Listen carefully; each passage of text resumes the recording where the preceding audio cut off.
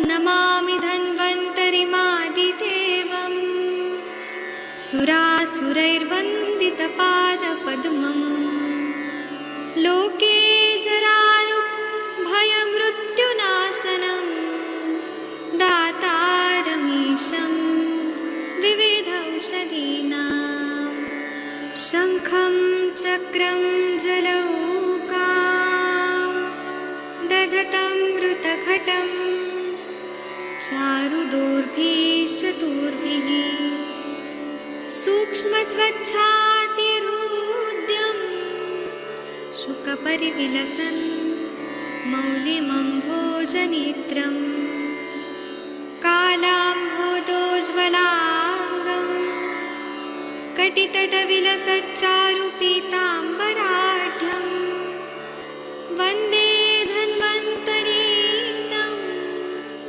निखिलगदवन् प्रौढदावाग्निलीलं प्रौढदावाग्नि। प्रणाम सभी लोग को। मैं वैद्य अरविंद पाठक आप सभी लोग का स्वागत करता हूं। आइए आज हम लोग अष्टांग हृदयम का जो मुख्य रोग प्रतिषेध अध्याय उत्तर स्थान में बताया है, इसका हम 68 नंबर का जो श्लोक है, 69 नंबर का श्लोक, ये हम पढ़ेंगे। तो मैं आदरणीय महेंद्र सर से रिक्वेस्ट करूंगा कि आप कृपया पढ़िए कफज गलगंड की चिकित्सा। नमस्कार सर। प्रणाम सर। कर्तव्यं कफजे अपि तस्वेदि विमलापनेष्वति।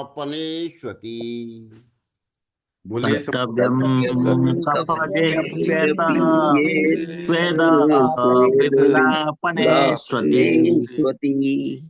लेपो अजगंधा अतिविषा औशल्यास विषाणका। लेपो अजगन्धादिविषा सलील्यासविषणिकः। गुंजालावूसुकाभ्याश्च पलाशक्षारकल्पिता।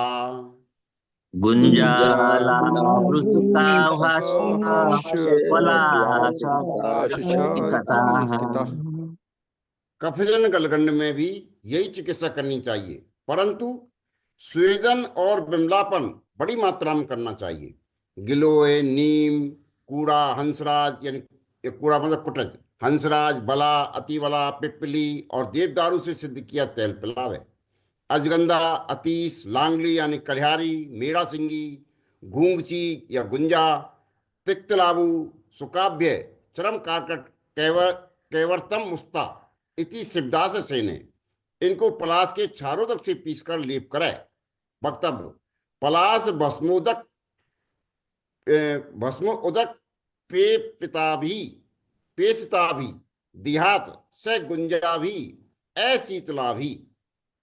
हाँ, इसमें बोल रहे हैं कि कफजन्य गलगंड में भी यही चिकित्सा करनी चाहिए, लेकिन स्वेदन देना चाहिए। और विम्पलापन का मतलब है कि उंगली से जैसे या किसी चीज से दबा के उसको हम लोग प्रेस कर रहे हैं, तो ये विम्पलापन बड़ी मात्रा में करना चाहिए। फिर गिलोय है, सारे कफ शामक द्रव्य हैं। गिलोय है, नीम है, कूड़ा है, कुटज, हंसराज, बला, अतिबला, पिप्पली और देवदारू से सिद्ध किया हुआ तेल को पिलाना है। पिलाने से कफज गलगंड कम हो जाता है, इनसे सिद्ध किया तेल। फिर अजगंधा, अति विशाल लांगली, मेढ़ाशंगी, घुंगची मतलब गुंजा, तिक्ता अलाबू, शुखाव्य, इसको अलग अलग नाम दिया, चर्मकारवट और कैवर्त मुस्ता। इनको पलाश के शारोदक, जो पलाश के वृक्ष को नीचे से काट के और शारोदक को इकट्ठा किया जाता है, वो शारोदक से पीस कर लेप करना है। फिर क्या बोल रहे हैं कि पलाश भस्मोदक पेशिता भी, पलाश का भस्म का उदक मतलब शारोदक से पीस कर दहिया से गुंजा वो देना है। गुंजा फिर अशीतला भी, वो ठंडा नहीं होना चाहिए, अशीतल इस तरह का वो देना है। चलिए इसकी हम टीका पढ़ते हैं। हाँ सर, कृपया पढ़ दीजिए। कफोत्ते अपि एतत् बात गलगंडोक्त चिकित्सितम कार्यम किंतु स्वेद विमलापने चात्यर्थम कार्ये। हाँ, कफोत्ते, कफज गलगंड अगर होता है तो वात गलगंड में जो चिकित्सा बताइए वही करना है। किंतु स्वेदन और विम्पलापन जो है वो ज्यादा मात्रा में करना है। कफजे गलगंडे अजगंधादय पलास क्षार निश्चोतक कलकिता लेप। हाँ, कफज गलगंड में अजगंधा आदि को लेना है, पलाश क्षार में, क्षारोदक में उसको लेप कल्क बना के लेप लगाना है। थैंक यू सर, बहुत अच्छा पढ़ा आपने। आदरणीय सविता मैडम, आप कृपया पढ़िए 70-71 श्लोक। हाँ, प्रणाम सर, प्रणाम जी। सभी को। मूत्रस्रुतं हठक्षारं पक्त्वा कोद्रवभुक् पिबेत्। मुद्रा श्रुतं हठक्षारं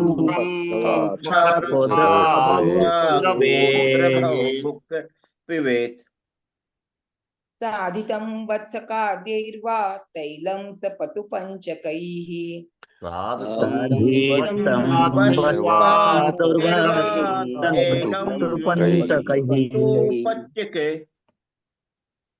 कफग्नान् धूमवमन नावनादिश्च शीलयेत्।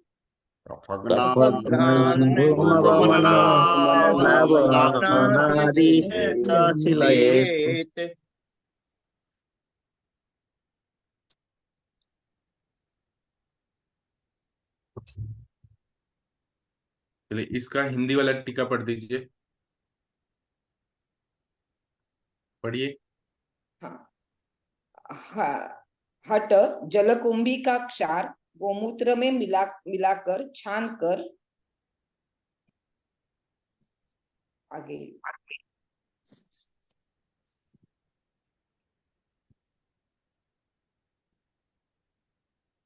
छानकर पानीय क्षार विधि से पकाकर पिए और कोद्रव कोदो खाए। पांचों नमक के साथ वत्सकादि गण से सिद्ध तैल पिए। कफनाशक धूम वमन तथा नस्य आदि को बरते। वक्तव्य: कोद्रव भोजन रुक्ष भोजन का उपलक्ष्य मात्र है। यथा दग्ध्वा हठम मूत्र विगालितश्च पक्त्वा पिबेत्। शौद्र विरुक्ष भोजी गलस्य गंड चिरकाल जातम अति प्रवृद्धम शमयेत् अशेषम। जी, बहुत अच्छा पढ़ा आपने, थैंक यू मैम। इसको हम फिर से पढ़ते हैं, क्योंकि क्या है कि आयुर्वेद को जितना पढ़े उतना ही कम लगता है। हट नाम की वनस्पति है, जलकुंभी, उसका क्षार लेना है, गोमूत्र में मिलाकर छान लेना है। फिर क्या करना है, पानीय क्षार विधि। आप लोगों ने क्षार विधि पढ़ा हुआ है, फर्स्ट ईयर में सूत्र स्थान में ही बताया।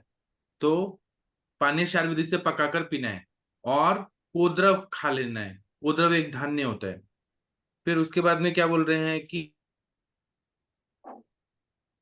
पांचों नमक के साथ वत्सकादि गण जो है, 15वां चैप्टर सूत्र स्थान में वत्सकादि गण है। वत्सक मतलब इंद्रिय, वत्सकादि गण से सिद्ध तेल पीना है। कफनाशक धूम वमन तनस्य आदि को बरतना है। कोद्रव भोजन रुक्ष भोजन तो उपलक्षण मात्र है, जैसे कि दग्ध्वा हट मूत्र विलागित पक्त्वा पिबेत्। मतलब जो हट कुंभी है, जल कुंभी है, हट वनस्पति, उसको जला देना है और मूत्र में छान देना है और उसको पीना है। और शौद्र विरुक्ष भोजी, शौद्र मतलब मधु और रुक्ष चीजें खाना है। कफज गलगंड इसलिए कफ शामक। गलत से गंडे चिरकाल जातम अति प्रवृत्तम शमेद शेषम। जो गलगंड है बहुत ज्यादा दिन का हो गया है, चिर मेडिसिन जो है, शमन वाली चिकित्सा बाकी और करनी है। चलिए, मेदोज गलगंड की चिकित्सा है। आप लोग में से सबसे श्रेष्ठ, सबसे इंटेलिजेंट कौन चिकित्सा? जी, किसी और को पढ़ने देते हैं मैम। नहीं, टीका रह गई सर। सॉरी, मैं फ्लो में बढ़ गया। हाँ, चलिए टीका पढ़िए। अरुण दत्त जी की सर्वांग सुंदर टीका क्या बोलती है? हाँ जी सर। हटो मिम्मिणी तस्य क्षार गोमूत्रे स्तृत पक्त्वा क्षार न्यायेन पिबेत् जलेन पेषणा लोडेन वारी। अष्टांग हृदय कल्पस्थान अध्याय 23 इति वचनात्। किंभूत सन ओद्रव भुक् वत्सकादिभिः वा तैल साधित हितम कफग्नान धूमादीन शीलयेत्। हाँ, हटो मतलब मिम्मिणी या जलकुंभी, उसको जला के उसका क्षार बना के गोमूत्र में श्रुत पकवा, गोमूत्र में उसको छान के फिर पकाना है, और क्षार न्यायन पिबेत जलन, उसको क्षार के जैसा पीना है। पेशना लुढ़ने वाली मतलब उसको ऐसे घुमा के फिर छान के फिर वो पानी पीना है। अष्टांग हृदय कल स्थान अध्याय 6/23 में इसके बारे में जैसे बताया वैसे पीना है। किमुत्सन कोद्रव भुक, उसके बाद क्या करना है, तो कोद्रव को खाना है, भुक मतलब खाना है। वत्स कादिर्भेवा, वत्स कादिगण जो है अष्टांग हृदय सूत्र स्थान अध्याय 15 में 33वां नंबर का श्लोक है वत्स कादिगण, उससे तेल को सिद्ध करके वो हितकारी है। कफाग्नान धूमादिन शिलेत, कफग्न जो धूम है आदि का कफज गलगन में शीलन मतलब उसको सेवन करना है। चलिए 72 नंबर का श्लोक है, आप लोगों में जलकुंभी से का कौन उपयोग सर पढ़ना उसमें चाहेगा? उसमें प्रयोग करते हैं, थायराइड में भी इसके भस्म को उपयोग करते हैं, वो छालटा भी बन जाता है उसका। जी सर, बहुत सही बताया आपने सर। आदरणीय डॉक्टर राम कुमार सर, आप कृपया 72 नंबर का श्लोक पढ़ेंगे? जी सर, हाँ प्रणाम पढ़ा। सर। जी सर। मेदो भवे श्रीराम विद्येत कफग्र च विधिम भजेत। मेदो मेदो भवे शिरं राम विधेति विद्धि कफनाथ विधिं भजेत्। विधिं भजे। असानादारिजस्य स्नानं प्रातमूत्रेण पापयेत्। असनादिरदस्विनं मूत्रेण पाययेत्। बहुत बढ़िया पढ़ा सभी लोगों ने, थैंक यू। अब इसका हिंदी वाला पढ़ते हैं, 72 का हिंदी वाला। मेदोज गलगंड वाइटर हुआ, एक और श्लोक है सर, एक और श्लोक है। डॉक्टर राम सर, हाँ जी सर। अशांतोपाय। हाँ अशान्तोपाय इत्वा च सर्वान् व्रण बदावरेत्। असन्तो सर्वान् पवयित्वा प्रणवदाचरेत्। जी, इसका हिंदी वाला पढ़ दीजिए। मेदोजन गलगंड में शिरा का वेदन करें और कफनाशक विधि करें। इस रोगी को प्रातः गोमूत्र के साथ आसानादि गण का चूर्ण देते हैं। इन उपायों से गलगंड शांत न हो तो लांगड़ी पिंड से सबको पकाकर व्रण की भांति चिकित्सा करें। बहुत बढ़िया पढ़ा सर आपने। मेदोजन्य गलगंड अगर है, मेद है उसमें बहुत ज्यादा फैट्स है, और गलगंड है ग्वाइटर, तो सिरा का भेदन करना है, कफ नाशक विधि करना है। इस रोगी को प्रातः गोमूत्र के साथ असनादिगण, असनादिगण चरक अष्टांग हृदय सूत्र स्थान 15वां चैप्टर में असनादिगण है, उसका चूर्ण देना है। असाना मतलब विजयशार नाम की वनस्पति। इन उपायों से गलगंड शांत नहीं हो तो लांगली पिंड, पिंड जो रहता है उससे सबको पकाकर व्रण की भांति चिकित्सा करना है। बहुत बढ़िया बताया। चलिए इसका टीका पढ़ दीजिए, 72 का टीका पढ़ दीजिए डॉक्टर राम जी। हाँ सर। मेदो भवे गलगंडे श्रा विद्धेत कफुर्ग च विधि सेवेत। आसनादि चूर्ण अष्टांग हृदय सूत्र 15/19 चिन्ह प्रात गौमूत्रेण पायेत। हाँ, मेदोद्भवे गलगंडे, मेद से उत्पन्न जो गलगंड है उसमें सिरा वेदन करना है। कफग्न च विधि सेवित, कफग्न विधि का सेवन करना है। अस्नादि चूर्ण अष्टांग हृदय सूत्र सन अध्याय 15/19, उसको लेके सुबह के टाइम पे गोमूत्र के साथ सेवन करना है, पीना है। एक और श्लोक पढ़िए, अशांतो सत्या, उसका टीका। शांतो सत्या पाचयित्वा सर्वान् व्रण बधु पक्कमेत। हाँ, अशांतो सत्या, अगर ये सबसे भी नहीं ठीक हो रहा है तो व्रण की तरह उसकी उपक्रम करना है तो वो ठीक हो जाता है। चलिए आगे का जो श्लोक है, डॉक्टर मंजूषा मैडम आप कृपया पढ़ेंगी 73-74। डॉक्टर मंजूषा मैडम जी, बड़ौदा की डॉक्टर। हाँ सर। मुखपाके सुक्षौद्रा प्रयोज्य मंजूषा करके मैडम, मुखधावना हाँ सर, आवाज आ रही है? मुखपाकेषु सखोद्या मुखधावना धाविना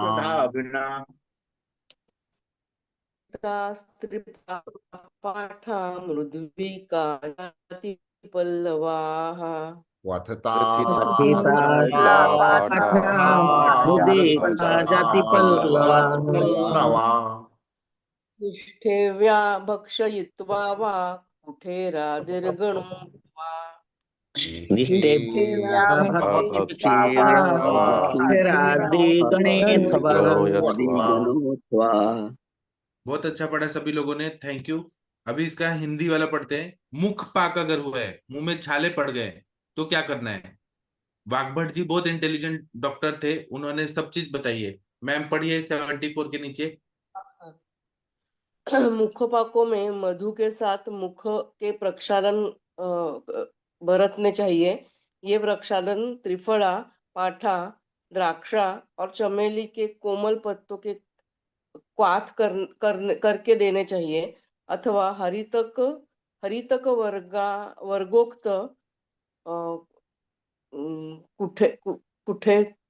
कुठेरादि गण अष्टांग हृदय सूत्र 6/106 को खाकर थूके।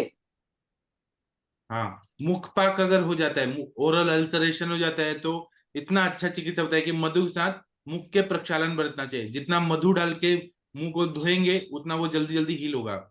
और प्रक्षालन करना है तो त्रिफला, पाठा, द्राक्षा और चमेली के कोमल पत्तों का क्वाथ करके देना चाहिए मधु के साथ। और वो भी क्वाथ गर्म नहीं होना चाहिए, ठंडा होना चाहिए। और हरितक वर्गोक्त कुठेरादि गण जो है, या अष्टांग हृदय सूत्रसान जहाँ पे गण बताए हैं, हरितक वर्ण।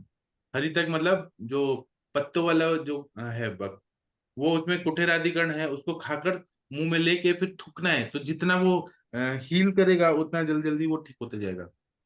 सर मधु मीन्स यष्टि मधु ना कंसिडर करना है? यहाँ पे शौद्र है ना, मधु मतलब हनी, मधु मतलब शहद। से शहद।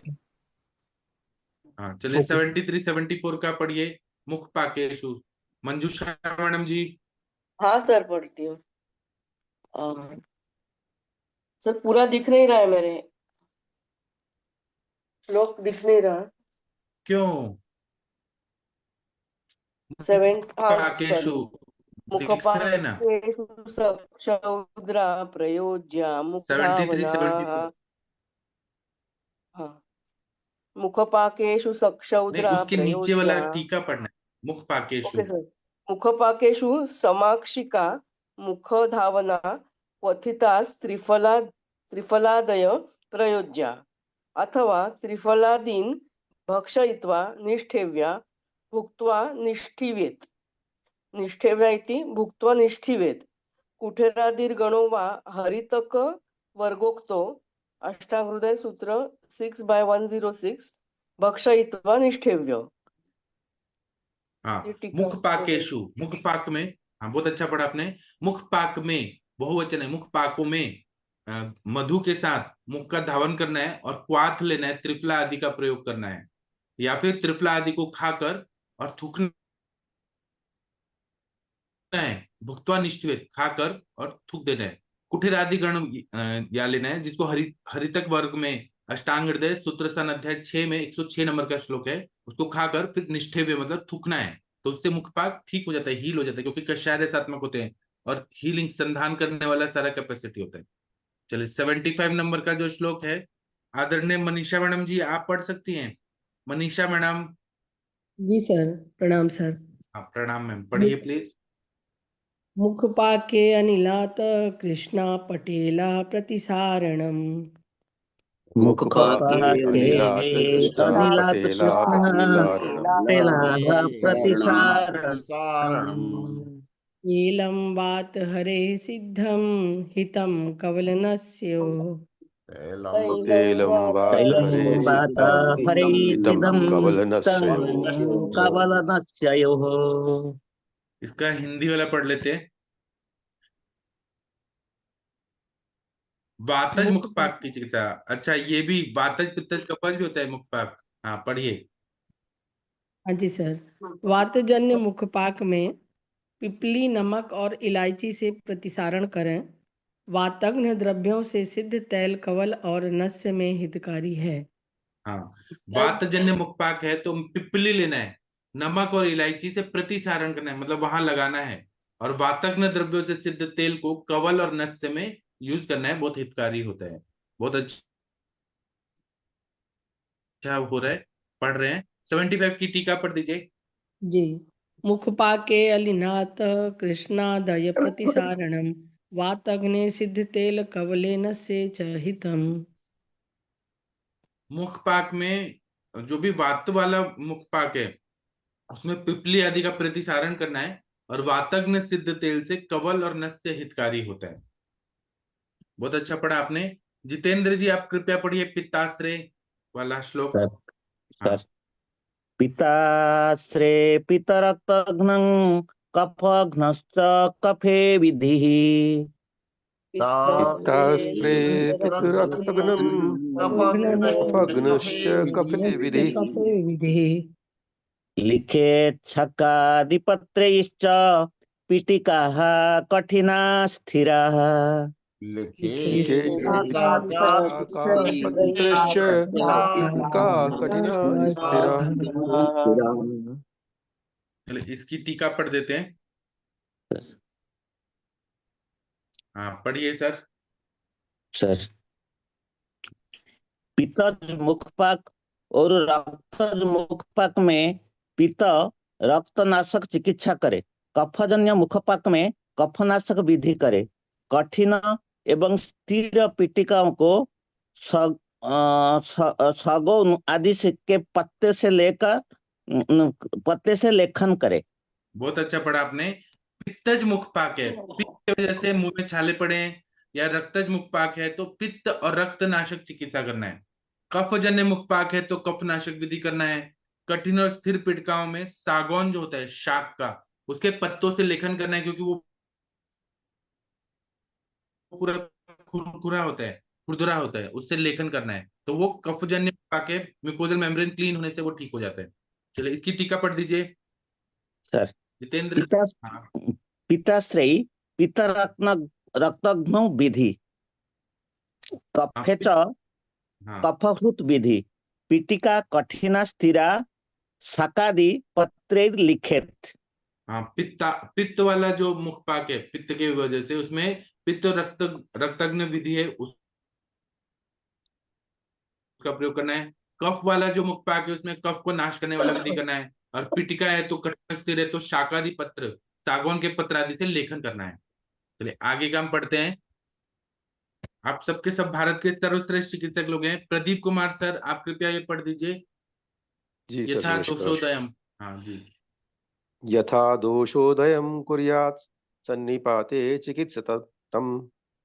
यथा दोषोदयं कुर्यात् सन्निपाते चिकित्सितम्।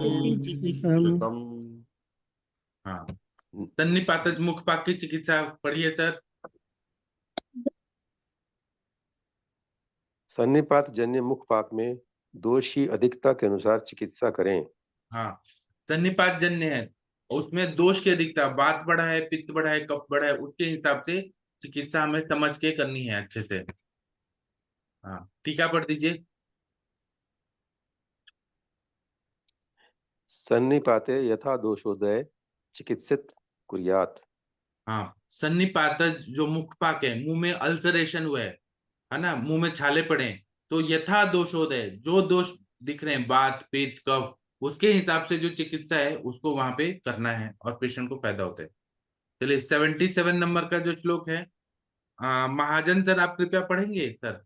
हाँ जी, प्रणाम सभी को प्रणाम।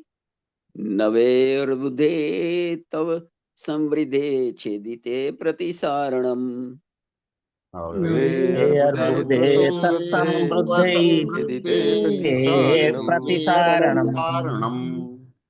वर्जिका नागर क्षौद्रै क्वाथो गंडूशिष्यते। सर्जिका नागरक्षोत्रै काठो गंडुसह्यते।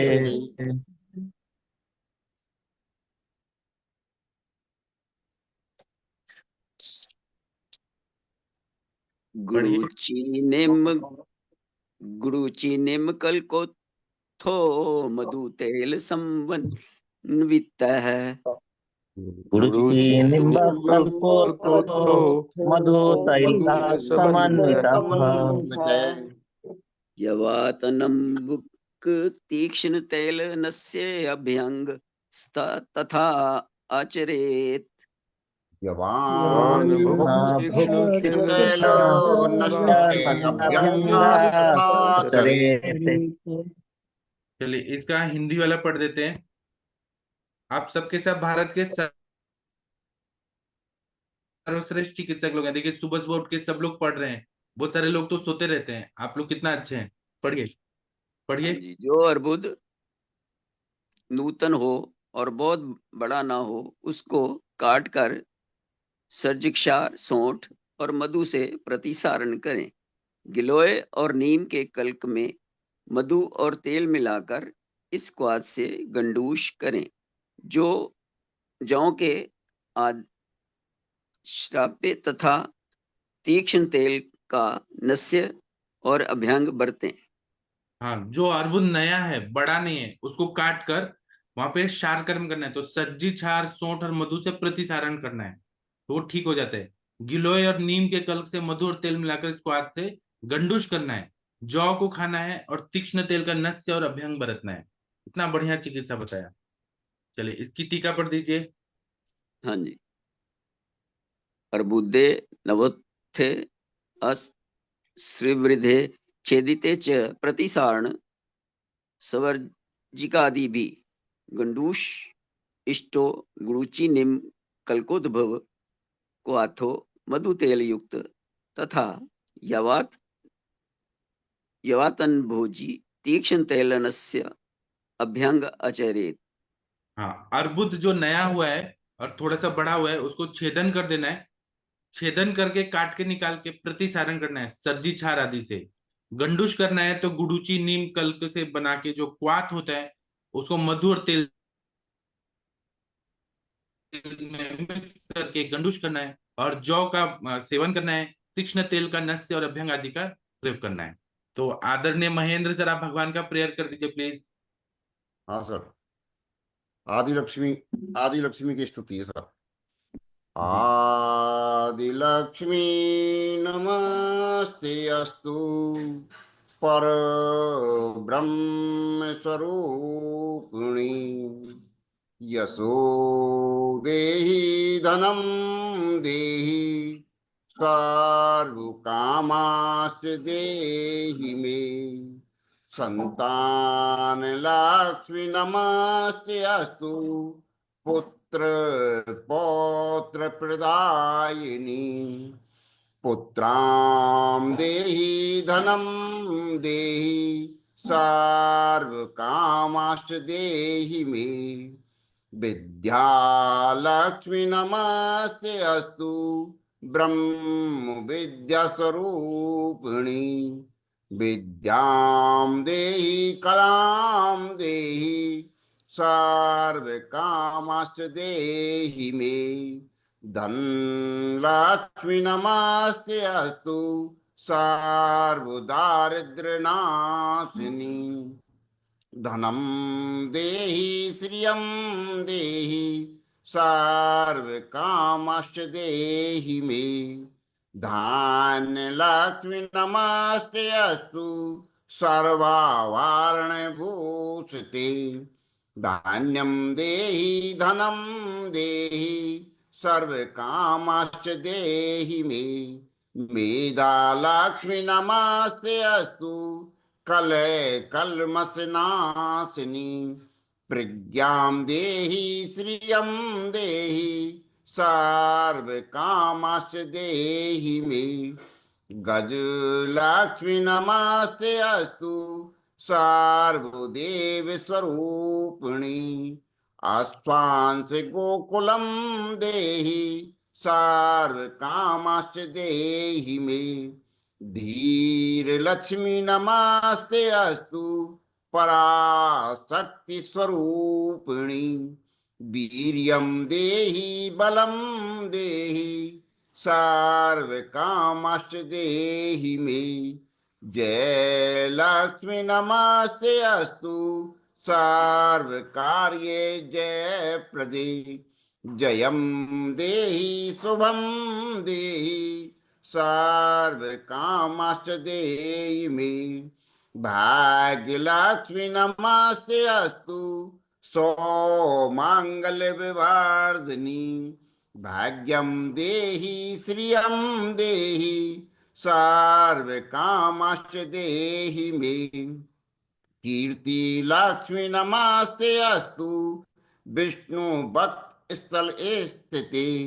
कीर्ति देहि श्रियम देहि सर्व कामश्च देहि मे। आरोग्य लक्ष्मी नमस्ते अस्तु सर्व रोग निवारणी। आयु देहि श्रियम देहि सर्व कामश्च देहि मे। सिद्धि लक्ष्मी नमस्ते अस्तु सर्व सिद्धि प्रदायिनी। सिद्धिं देहि श्रियं देहि सर्व कामश्च देहि मे। सौंदर्य लक्ष्मी नमस्ते अस्तु सर्व अलंकार शोभिते। रूपम देहि श्रियं देहि सर्व कामश्च देहि मे। साम्राज्य लक्ष्मी नमस्ते अस्तु भुक्ति मुक्ति प्रदायिनी। मोक्षम देहि श्रियं देहि सर्व कामश्च देहि मे। मंगले मंगलाधारे मांगले मंगल प्रदे मंगलार्थम मंगलेश मांगल्य देहि मे सदा। सर्व मंगल मांगले शिवे सर्वार्थसाधिके शरण्ये त्र्यंबके देवी नारायणी नमस्तुते। सभी का बहुत बहुत आदि लक्ष्मी सभी की मनोकामनाएं पूर्ण करें। चलिए अब हम शाम को मिलेंगे 7 बजे और रात को 9 बजे मिलेंगे। तब तक के लिए आज्ञा दीजिए। थैंक यू, प्रणाम सभी लोग को।